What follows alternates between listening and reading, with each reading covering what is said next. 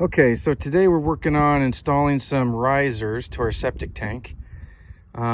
When the company who installed our septic tank put risers in, they left them below grade about 12 or 16 inches or something like that. So we bought these riser extensions from a company online. The problem is they came in two pieces. There's a 6-inch piece here and like an 18-inch piece there. And there's only one adapter ring. So that'll put those two together. But I need a second one to connect this to my existing risers. And company online wanted like $100 for each one. So I figured I could save a few bucks and figure out something myself.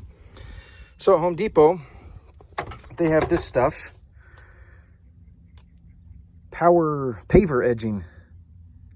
6-foot paver edging. And so what you can do is you can snip these and then you can bend it in a radius.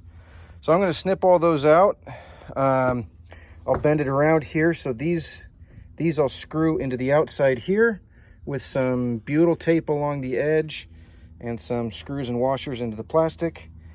And then that'll give me a riser lip that'll go like this other adapter ring. You know, this sits inside of it.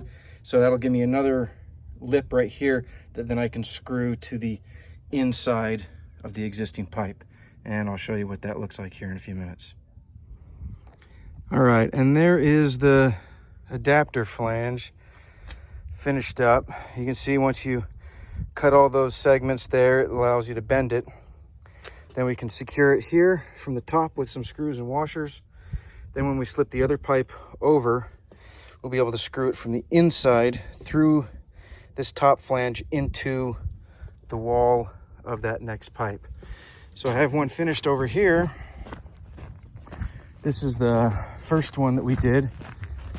And you can see there's it installed out of the ground at these joints. Even though I have some butyl tape between the segments on the outside, I use this butyl self-adhesive window flashing.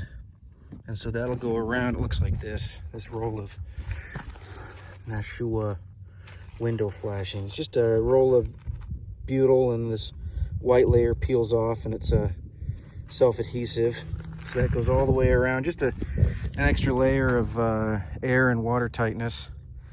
And then we'll backfill those. We screw the lids on and then we backfill them. We should be good. So that's how we're installing our septic riser extensions. Here's the other one right here.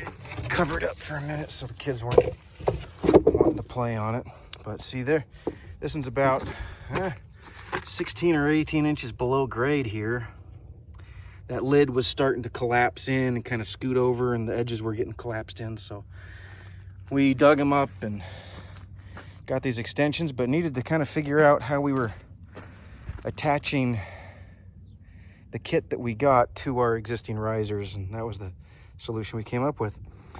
Hope that helps out somebody, and we're just staying busy out here at the old blue tin shed. See ya.